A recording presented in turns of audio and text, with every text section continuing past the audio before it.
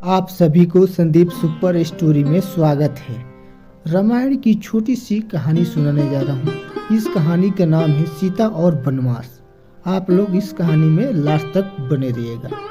एक बार की बात है, एक राजा था जिसका नाम था दशरथ। उसके 4 पुत्र थे, राम, लक्ष्मण और भरत शत्रुघ्न। दशरथ बहुत ही धर्मात्मा राजा थे और उनकी प्रजा उनसे बहुत प्यार करती थी। एक दिन दशरथ को एक स्वप्न आया। स्वप्न में उन्होंने देखा कि एक साधु ने उन्हें बताया कि उनका सबसे बड़ा पुत्र राम को 14 वर्ष के लिए वनवास जाना होगा। दशरथ इस बात से बहुत ही दुखी हुए, लेकिन उन्हें साधु की बात मान ली। राम को वनवास जाने के लिए तैयार होते हुए देखकर उनकी पत्नी सीता और उनके छोटे भाई लक्ष्मण भी उनके साथ वनवास जाने के लिए फैसला किया। तीनों वन में चले गए और एक जंगल में एक आश्रम बनाकर रहने लगे। वन में रहते हुए राम और लक्ष्मण ने कई राक्षसों का वध किया।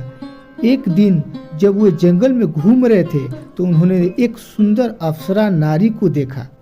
उस नारी ने राम से शादी करने के लिए इच्छा व्यक्त की, लेकिन राम ने उसे मना कर दिया।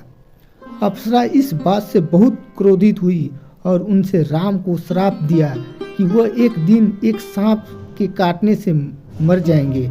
राम को इस बात का पता चला तो उन्होंने सीता और लक्ष्मण को यह बात नहीं बताई।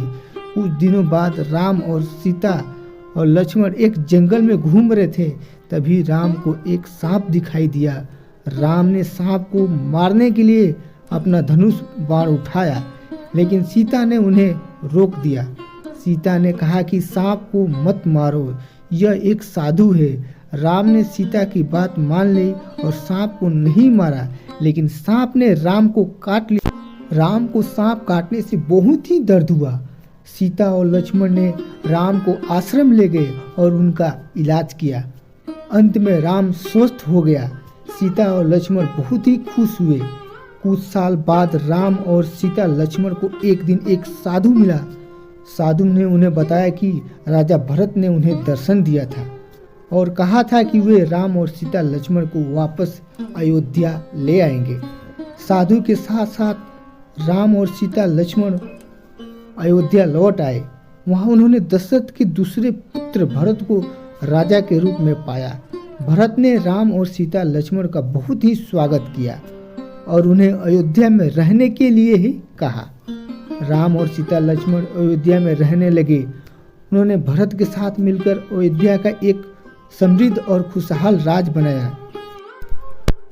यह कहानी हमें सिखाती है कि हमें जीवन में आने वाली चुनौतियों के लिए हमेशा तैयार रहना चाहिए। चीज़ें कितने भी कठिन हो, हमें कभी उम्मीद नहीं छोड़नी चाहिए। हमें हमेशा याद रखना चाहिए कि भगवान हमारे साथ है और वे हमें हमारी कठिनाइयों के समय में मदद करेंगे।